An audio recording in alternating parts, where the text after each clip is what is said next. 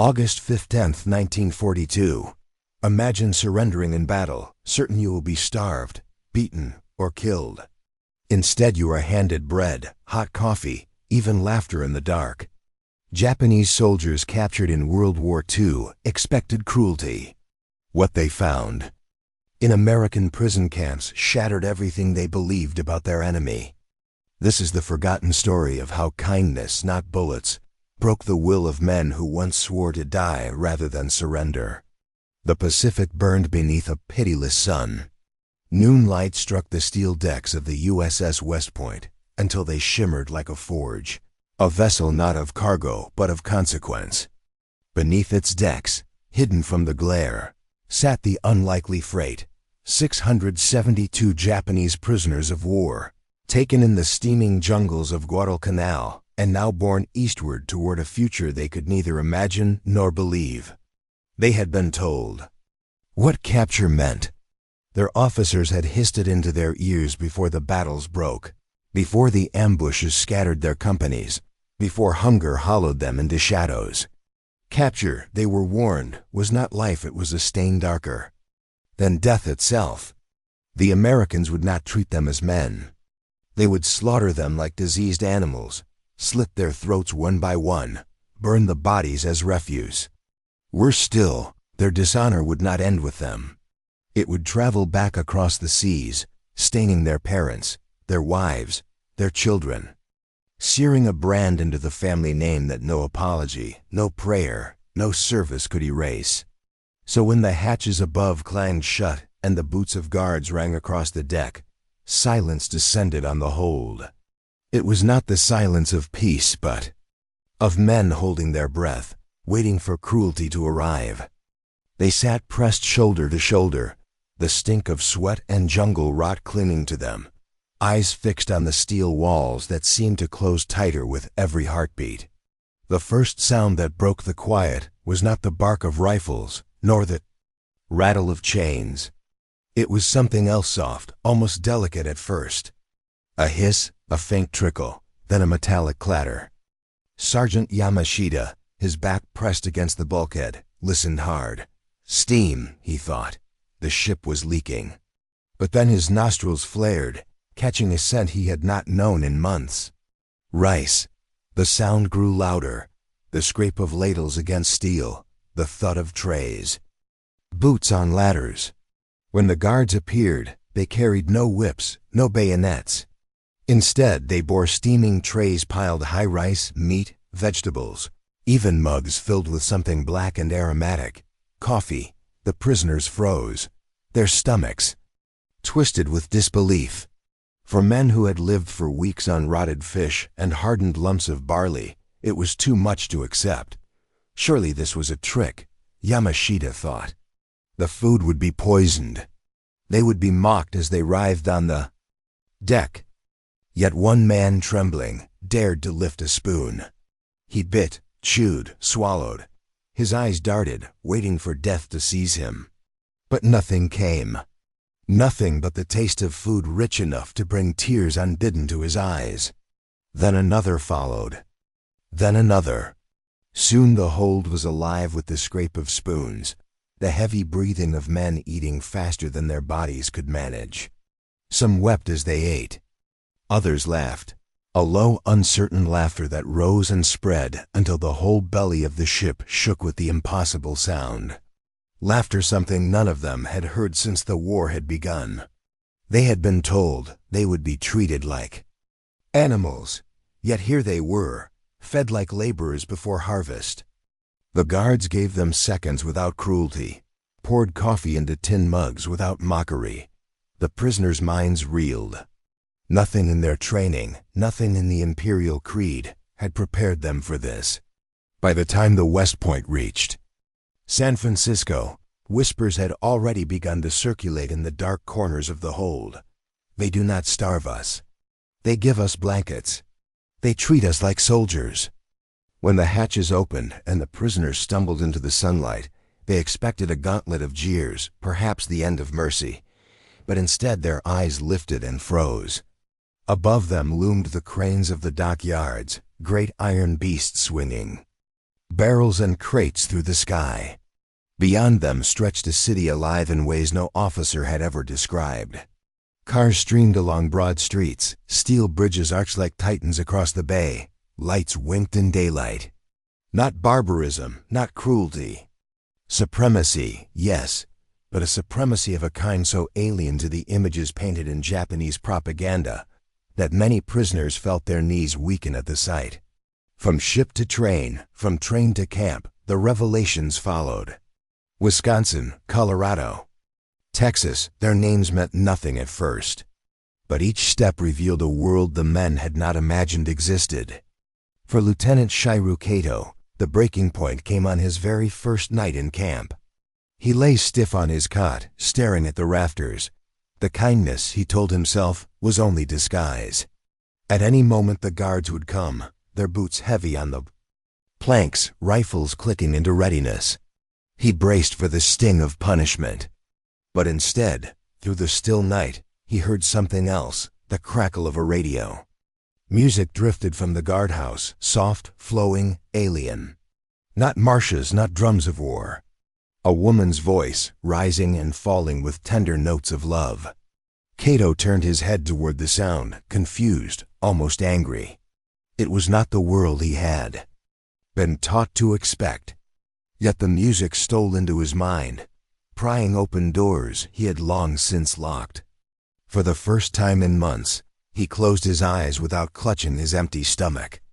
The enemy he had sworn to despise had sung him to sleep. And so the transformation began not in speeches, not in surrender documents, but in moments so small. They slipped almost unnoticed. The rifle had broken them in battle. The camp would unmake their fear. The barbed wire fences that enclosed them stood 12 feet high, crowned with coiled steel glinting in the sun. They were meant to symbolize captivity. Yet within weeks, many of the prisoners no longer saw them. That way, on the first morning in Wisconsin, Kato woke to the shrill crack of a whistle. His heart lurched. Punishment drill, he thought, the kind imperial officers had used to drive their men half dead across blistering roads. But when the men shuffled out of the barracks, they found something else waiting. The mess hall doors stood open. The smell of eggs and bread drifted like artillery fire into their nostrils. Plates clattered, trays slid along counters. Toast gleamed with melting butter. Yamashita leaned close and whispered, "They feed us more than we had in the jungle." Kato said nothing. His mind was fixed on the absurdity. Back home, his own countrymen survived on thin rice gruel. Yet here, in the very heart of enemy land, prisoners ate like harvesters after the field. Some refused at first, still fearing poison. But the guards ate the same food, drank from the same pots. Suspicion gave way to appetite. Within days, belts needed new holes. The men, once shriveled by the tropics, began to regain weight. The camp routine was rigid, yes, but never cruel. After breakfast came labor clearing brush, tending gardens, repairing fences. For men accustomed to hacking through mangroves, choking on malaria air, it was strange to swing axes among Wisconsin pines, while the scent of sap filled their lungs. Guards watched, but rarely barked. The rhythm was steady, humane. For men who had braced for shackles, there was even a kind of freedom in it. But the true shock came on Sunday. A bell rang across the fields, its note carried by wind. Curious, a line of prisoners gathered near the gate. Across the distance stood white wooden buildings, churches. Townsfolk streamed in, hymn books under their arms, children skipping ahead in their best clothes. Guards explained through interpreters. Prisoners could attend services if they wished, or remain in camp. No punishment either way. The idea was incomprehensible. In the Imperial Army, religion was duty. Here it was choice. Kato went, half in defiance, half in curiosity. Inside, he saw Americans bow their heads not to an emperor, but to a god he scarcely understood. And then the organ sounded, filling the air with a resonance that pressed against his chest. Not a war hymn, not a triumphal chant, but a song that stirred something he could not name. Some prisoners wept openly, uncertain why. Perhaps because it did not sound like victory or defeat. It sounded like home. Weeks blurred into months, and the layers of fear peeled away in moments small but relentless. A guard passing cigarettes without mockery. A farmer nodding thanks to a prisoner who had fixed a fence. Children pointing from beyond the wire, curious. Not hateful. Nights brought another revelation. Projectors hummed, screens flickered, and shadows leapt into motion. Men who had never seen a film sat rapt as cowboys galloped across vast plains, as comedians tripped and tumbled in absurdity. Yamashita whispered to Kato, "They show us these films to mock us." Kato shook his head. "No, they show us who they are." And who they were was not the demon image of propaganda. They were people who worked, who prayed, who laughed. People who, inexplicably, treated their captives with a dignity they had not expected. Letters arrived next. At first the prisoners hesitated, ashamed to write home, to confess survival. But when replies came, mothers weeping with relief, wives announcing children born in their absence, the shame cracked. The guards noticed. Too, the prisoners' shoulders straightened, their eyes lifted. They walked with a different air. The barbed wire no longer looked like a cage. It looked like a border between two worlds. And life inside, astonishingly, was safer than anything waiting beyond. Evenings turned into debates, quiet at first, then louder, filled with arguments over what these revelations meant. Had they been lied to all along? Had their nation withheld from them not only comforts but truths? And if so, what else lay waiting beyond the wire? They gathered around the long wooden tables, the smell of bread and coffee still clinging to their hands, their voices low, uncertain, and yet restless with thoughts they could not contain. Prisoners of war, men who only months before had shouted "Banzai" into jungle fire, now leaned close as if the words they whispered were too fragile for the air. "If this is how they treat their enemies," one muttered, staring down at the crumbs before him, "how do they treat their friends?" Another, still gaunt from the hunger of campaigns in New Guinea, replied with a bitter laugh, "No wonder they fight so hard. They are not starving." The observation hung heavy in the room. For Kato, seated among them, it was more than idle speculation. Something profound was happening here, something as sharp and disarming as the crack of a rifle. The Americans had not broken them with brutality. They had not sought to grind them down with hunger or humiliation. Instead, they had dismantled fear itself quietly, patiently, with something more unexpected: generosity. On the battlefield, it had been the Garand rifle that shattered their charges, that cut down their comrades in waves of fire and smoke. But here, behind fences and under guard, it was butter spread across toast, laughter drifting in the night, and kindness without demand that unraveled their hatred thread by thread. The irony was bitter and undeniable. In the hands of their enemies, they discovered more humanity than they had often known within their own ranks. In their own army, discipline had been enforced with fists, with starvation, with cold commands. That stripped individuality until only obedience remained. Here, in the enemy's camp, they were offered coffee, books, even the chance to learn. And as the months stretched into years, the transformation deepened like roots burrowing silently into soil. By 1943, men who had once hurled themselves into battle with blind fury, eyes blazing with visions of glory and sacrifice, were now sanding wood, building furniture, swinging bats on improvised baseball diamonds, and fumbling through English, phrases taught by the very guards who had defeated them. They were supposed to despise these people. Their loyalty demanded it. Their shame required it. And yet, each passing day made hatred harder to hold, like trying to grasp smoke in one's hands. What had begun on the decks of the USS West Point, with the unexpected offering of food and civility, had now settled into something more insidious than intimidation. It had become routine. The Japanese had entered captivity expecting death. Instead, they found a life that chipped away at fear, one breakfast, one laugh, one reel of film at a time. For Kato, who lay awake at night listening to the faint hum of a radio drifting from the guardhouse, the realization pressed inescapably against his thoughts. The Americans did not need to terrify them anymore. They had already won something. Far more permanent, something a rifle could never secure. They had won trust. The first time the gates opened for work detail, silence fell like a heavy fog across the barracks. No one moved, no one breathed. Eyes darted to the barbed wire, to the trucks waiting just beyond. Was it a trick? A march to humiliation? Some cruel performance meant to remind them of their captivity? The trucks idled in olive green, their open beds inviting yet ominous. When the guards gave the order, their voices were calm, almost casual. The prisoners were to help with the harvest. Nothing more. Kato climbed stiffly into the back of one, his hands folded tightly as though in prayer, his eyes fixed on the world sliding past him.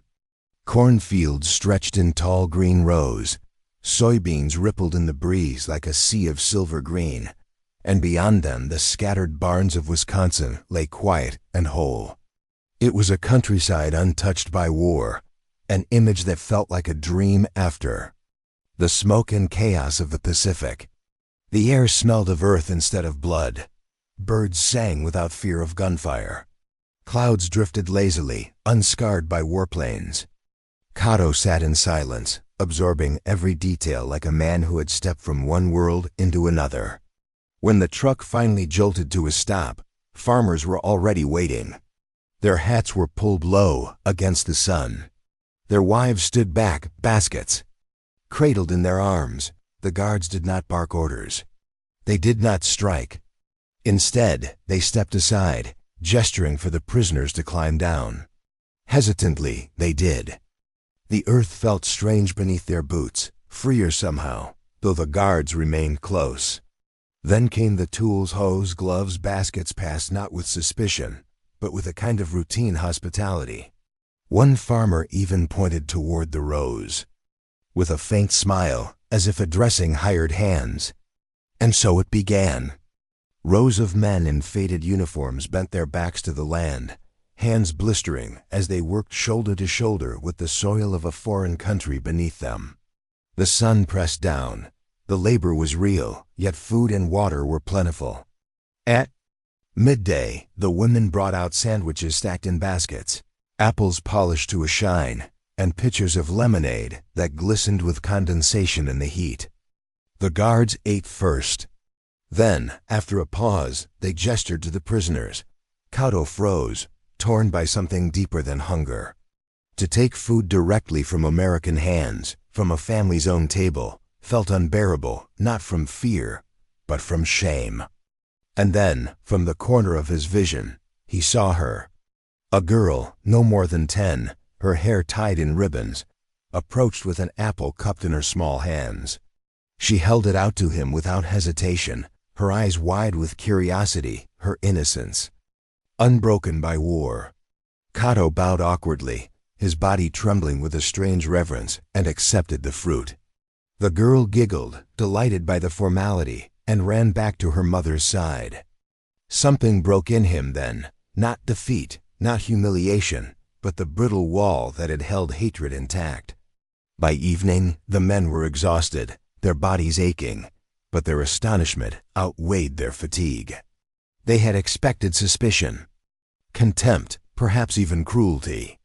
Instead, they had been treated almost as laborers under contract, not as animals in chains. When the trucks rumbled back into camp, the men spoke in hushed tones, their disbelief heavy in every word. "They do not look at us like beasts," one whispered.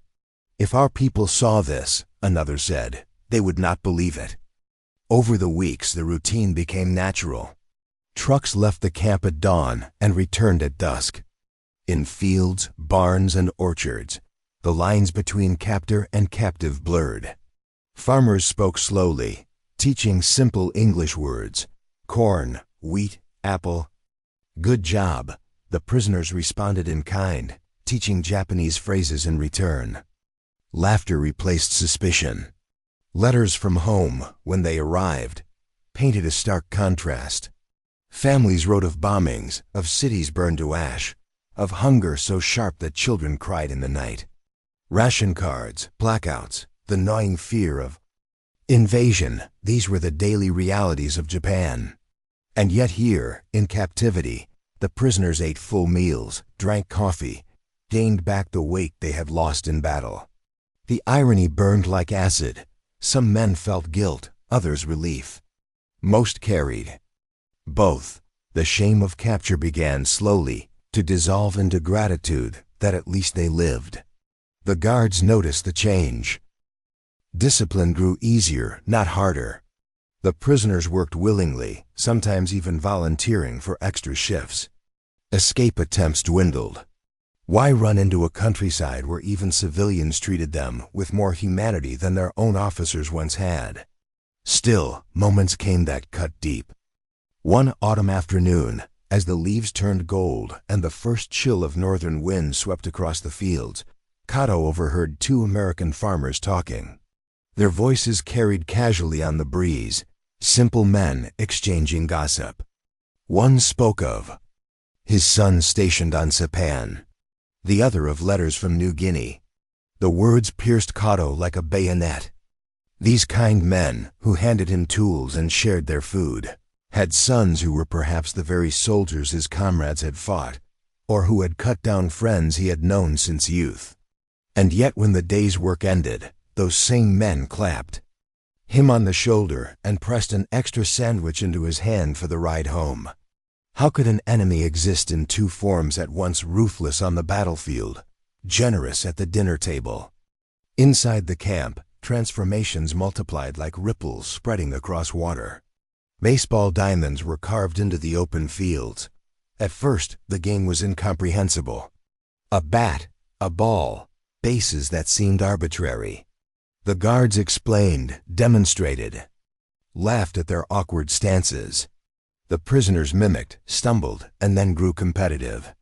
By the second summer, full games unfolded, Japanese teams squaring off against Americans, their laughter echoing across the wire as if the war had been reduced to nothing but memory. Evenings turned into cultural exchanges. A prisoner who had once been a music teacher found an abandoned violin. Another carved instruments resembling shamisen from scrap wood. Guards brought harmonicas. Soon, songs mingled in the night air. Japanese folk melodies weaving into the twang of American country tunes. For the first time, the prisoners discovered what it felt like not to be feared, not to be hated, but to belong to something shared. Perhaps the greatest shift came from the newspapers. Sometimes the guards left them behind in the mess hall, folded neatly on tables. At first, the Japanese avoided them, fearing what truths might lurk in the print. But curiosity, like water, wears away stone. Slowly they began to read. They saw maps of Allied advances, island after island falling under bombardment. They read of Tokyo burning, of cities reduced to cinders. Yet alongside the grim dispatches were stories of everyday life, elections in small towns, baseball stars rising in fame, advertisements for refrigerators gleaming in storefronts, photographs of children in schoolyards smiling at cameras. Kato stared at these images, unable to reconcile them with the visions painted by propaganda back home of Americans as savages without honor or culture. Here, in ink and photograph, was proof of something entirely different, a society vibrant, prosperous, and strangely free. The prisoners began to talk openly, not of escape, but of what life might hold after the war. Could they return home and tell their families of what they had seen? Would anyone believe them? Would they even be allowed to speak? One night, as snow drifted softly against the barrack windows, Kato sat near the stove with Yamashita, the flames painting their faces in gold. "Do you still fear them?" Kato asked quietly. Yamashita stared into the fire, his voice slow and certain. "On the battlefield, yes, but here, no." How can I fear a man who hands me bread when I am hungry? The silence that followed was heavier than words. Both men knew the truth. The Americans had destroyed their fear not with guns, but with kindness that asked nothing in return. By 1944, the camps no longer felt like cages. They were strange, yes. They were filled with longing for home, yes. But they were not places of terror.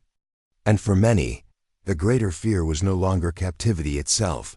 It was the day captivity would end, the day they would return to a homeland shattered, hungry, and uncertain. For Kato, the realization settled like a weight and a release all at once. The enemy had become human. And once an enemy is human, fear dissolves. Respect grows where hatred once lived. And curiosity rises where anger had reigned. The winter of 1944 pressed hard against the fences of Wisconsin. The land lay buried beneath a shroud of white, the skies low and heavy with snow, and the winds howled with a cruelty that seemed intent on testing every soul that dared to endure them. Beyond the wire, silence ruled the fields. Roads lay muffled beneath drifts, and the silhouettes of barns and silos stood like black sentinels against a frozen horizon. But inside the barracks, a paradox of warmth glowed. The stoves radiated. With a steady red heat, pots hissed and bubbled, and the air grew heavy with the perfume of food, real food, not the thin gruel of memory. For men who had surrendered expecting only hunger and humiliation, captivity had revealed itself as something strange, almost disorienting, a place where bellies filled and laughter returned. They had arrived gaunt, hollow-eyed, preparing to starve, yet by the turn of the new year, their frames carried more flesh than before. Their steps grew lighter, their faces rounder. The paradox gnawed at them here, in the custody of their enemy. They were eating better than their families back home. Kato felt the full weight of this contradiction one morning when the sound of boots crunching over ice dragged him from sleep. He sat upright on his bunk, the air inside the barracks faint with frost despite the glowing stove. Outside, guards called to each other as trucks delivered the day's rations.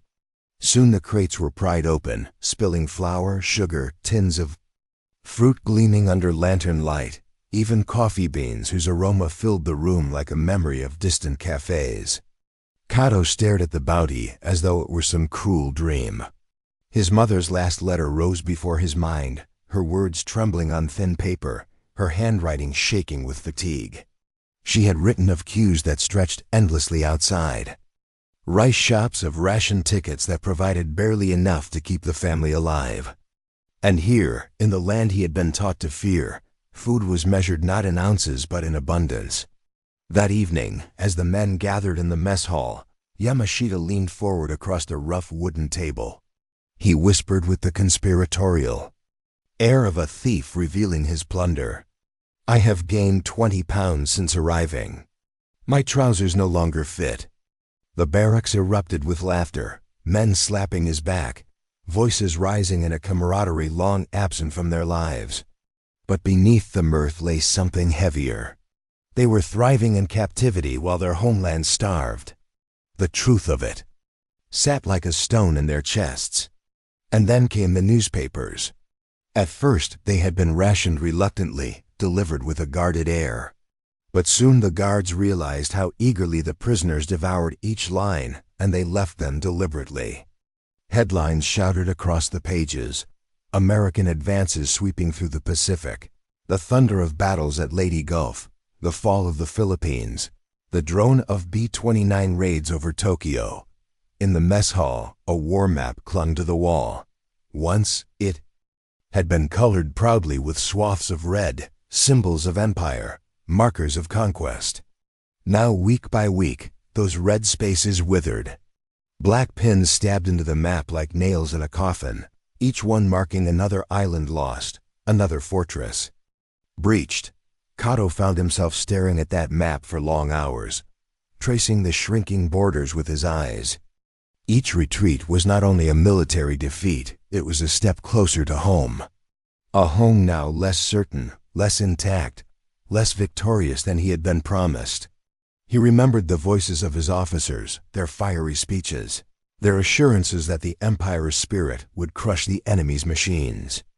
But here he sat, surrounded by those very machines, trucks, tractors, radios, endless crates of supplies.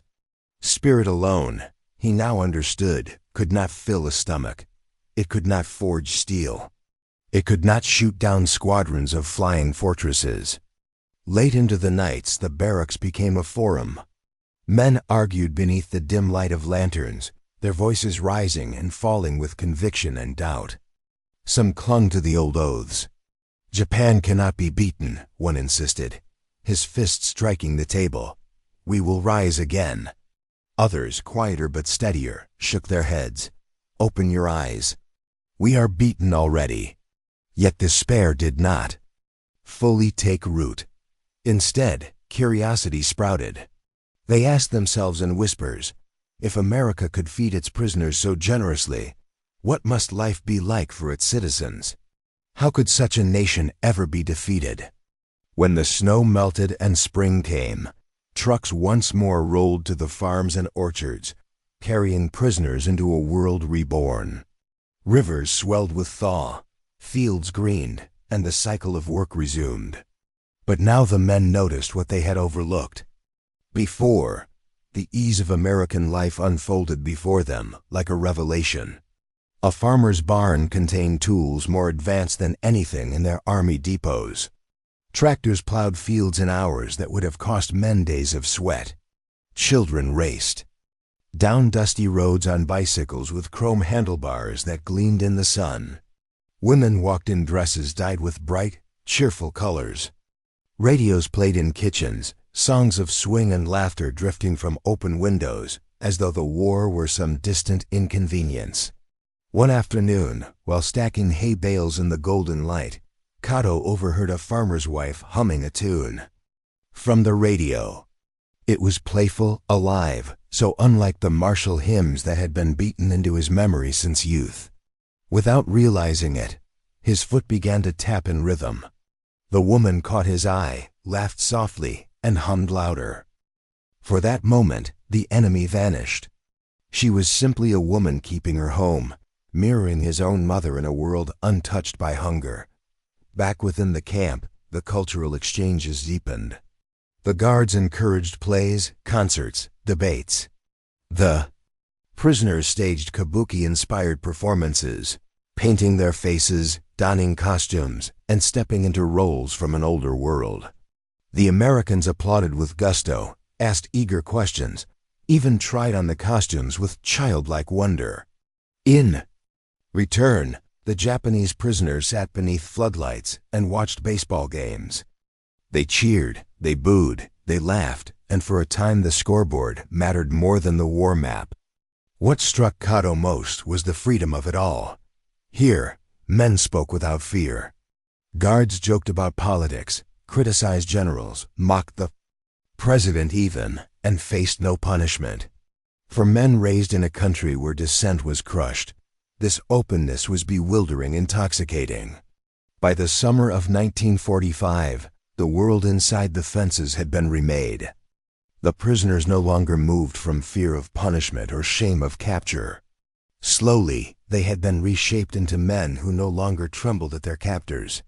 Some even sought conversation with the guards, asking about their families, about states. With names that sounded like distant myths, Kansas, Oregon, Alabama. And then the sky itself cracked open. The atomic bomb fell upon Hiroshima, and the news rippled through the camp like thunder. A single instant, a single city gone, tens of thousands vanished. The men fell silent, conversations dried up. Some whispered of relatives in the city. Others wept openly in the dimness of the barracks. Days passed under a pall of disbelief and grief. When Nagasaki followed and Japan at last announced surrender, the reaction was layered, heavy. Sorrow weighed heavily, but so too did release.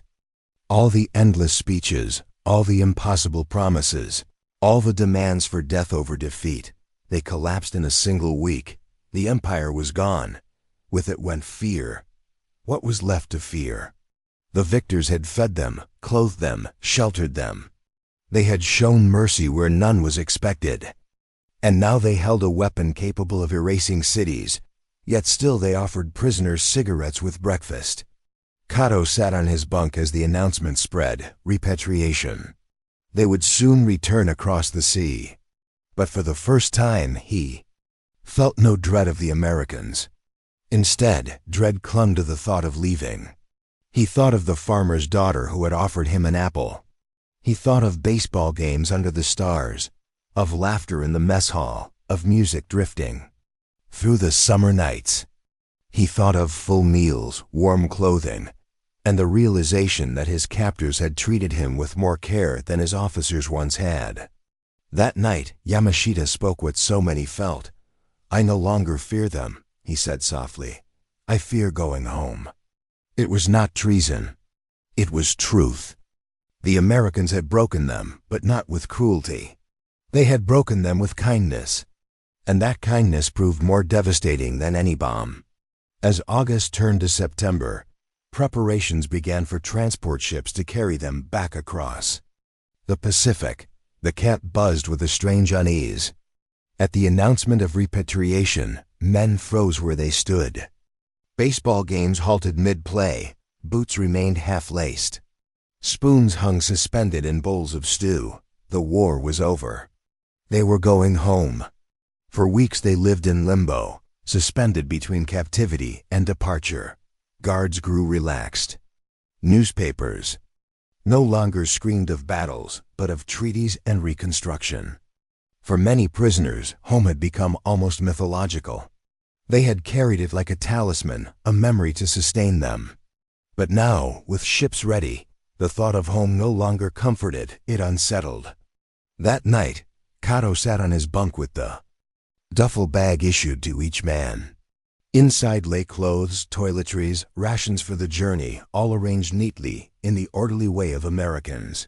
He touched the bag and remembered the last one he had carried. The boy he had been, marching off to war with conviction burning in his chest. That boy was gone. In his place sat a man remade by captivity, rewritten inside the barbed wire. Around him, voices whispered in the dim barracks. Some spoke with excitement, dreaming of wives and children. Others spoke grimly, fearing the ruins that awaited them in cities of ash. The barracks swelled with murmurs of both hope and dread. And in that twilight space between past and future, one truth pulsed among them. They had crossed into the land of the enemy, and they had not lost. There lives but something else entirely. They had lost their fear. A few admitted aloud what many carried quietly in their hearts. They did not want to leave. The thought itself was treasonous, unthinkable in the Japan of their memories. And yet, as the final weeks of camp life slipped away, the air grew charged with an emotion no one had words for. Captivity had been meant as punishment, but it had transformed into something gentler, stranger, a place of warmth, of order, of safety. The last days became surreal. Guards and prisoners, once separated by suspicion and fear, began to close the gap. They shook hands in the yard. They posed for photographs together, smiles stiff and uncertain, but smiles nonetheless. They traded small gifts, tokens to outlast the moment. An American sergeant pressed a pack of cigarettes into Yamashita's palm. "For the ship," he said softly, "you'll need them." Another guard unstrapped his baseball glove, worn smooth by countless innings, and handed it to a prisoner who had fallen in love with the foreign game. What began as an arrangement of captor and captive ended as something no uniform could define. It was not friendship, not exactly. It was something stranger, recognition, perhaps, or a quiet understanding that both sides had glimpsed each other's humanity. Departure day came in the chill of early October. The camp gates swung wide for the last time. Trucks lined up in orderly columns, engines idling, exhaust curling into the pale morning air. Names were read from lists, and men climbed aboard with duffel bags slung over their shoulders. They turned, one after another, for a final look. The barracks, once hated as cages, now looked strangely like home. Kato climbed into his truck, the wooden slats of the railing rough beneath his hands. As the engine roared to life, the world of his captivity began to shrink behind him. He watched the guard towers slip into the distance, their silhouettes softened by memory. He saw the baseball diamond, its dirt worn smooth by hundreds of games. He saw the mess hall chimney trailing its familiar ribbon of smoke into the sky. Images flickered in his mind like photographs. The farmer's daughter offering him an apple, the thin notes of a harmonica played in the dark, the snow falling softly across barbed wire. For all its contradictions, for all its strangeness, this had been the safest chapter of his adult life. At the port, the sight of the ship waiting brought a lump to his throat. The hull loomed gray and immense, a monument of steel. Gangways stretched like bridges, sailors barked orders, and ropes slapped against the docks. The sea smelled sharp, salted, endless. Men filed up the ramps in silence, the weight of departure pressing more heavily than the duffel bags across their shoulders. The voyage across the Pacific was long and rougher than their arrival years earlier. But the contrast could not have been sharper. They were no longer young soldiers bound for conquest. They were defeated men returning to ruins. Yet even here, America displayed its unsettling paradox. The ships were stocked with efficiency, hot meals served at regular hours, medical checks conducted with care, bunks made up with crisp, clean sheets. Some prisoners laughed bitterly at the irony. Even in defeat, the enemy ensured their comfort. Others did not laugh at all. They sat in silence, staring at the horizon, as if hoping the ocean's vastness could answer questions that no man dared to voice. And then one morning, the coastline of Japan emerged from the mist. The home they had carried like a talisman through captivity appeared at last, but it was not the home of memory. Cities sprawled in ruins, flattened by fire and bomb. Docks stood broken, beams charred, metal twisted like bone. The air smelled not of rice harvest or summer earth, but of dust, of ash, of hunger. Families waited at the water's edge, there, figures small and fragile against the wreckage. They were thinner, older, hollow-eyed from years of deprivation. Kato stepped ashore with his heart hammering like a drum. His mother stood waiting, her frame wrapped in a scarf too thin for the season. He rushed to her, embraced her, and felt her bones beneath the fabric, so fragile he feared she might break in his arms. She wept, not only for joy, but for relief. He had lived when so many had not. In the first days, his joy at reunion carried him, but reality soon pressed in. Food was scarce.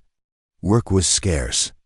Conversations in the streets carried the humiliation of surrender like an invisible weight. Neighbors whispered of shame. Men who returned from other fronts walked with eyes downcast, their silence shielding them from suspicion. To speak of survival was to risk being branded a coward. Kato tried once, only once, to tell his mother the truth of his captivity. He spoke hesitantly of what life had been like in America, of full meals and steaming coffee, of laughter that returned to him in the evenings, of music drifting into the barracks on summer nights. He told her, in a whisper, that he had learned to see Americans not as monsters, but as men. She silenced him with a look of alarm. "Do not say such things," she whispered, her voice sharp with fear. "Others will not understand." And so he learned silence. In his homeland, words became dangerous. He carried his memories like contraband, tucked away in the quiet chambers of his mind. Yet they remained vivid. He dreamed of baseball diamonds, under the floodlights, of the smell of bread baking in camp kitchens, of the surprising mercy of strangers.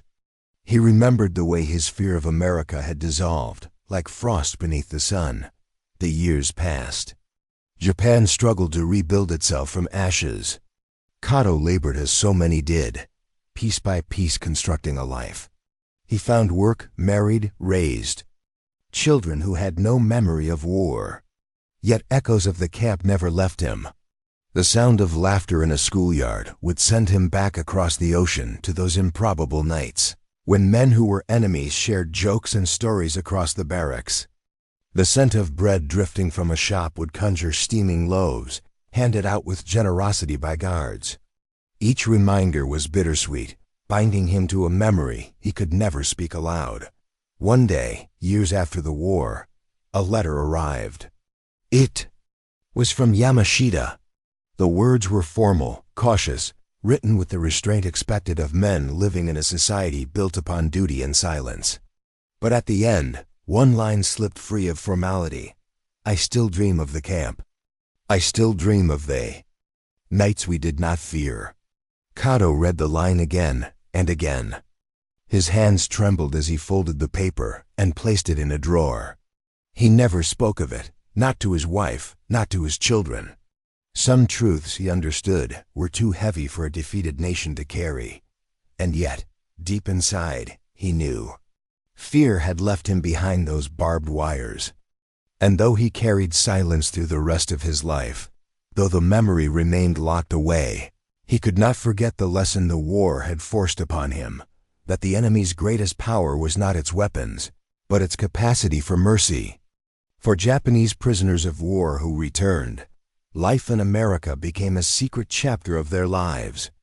It was never recorded in official histories, never confessed in public. It existed only in the privacy of memory, whispered in letters, carried in dreams. A chapter of kindness hidden inside a narrative of brutality. A chapter where the enemy had revealed himself not as a monster, but as a mirror. They had lost everything. In war, but their lives. And yet, in losing their fear of America, they had stumbled through contradiction, through silence, onto something greater than victory. They had found, in the strangest way imaginable, a path back to their own humanity.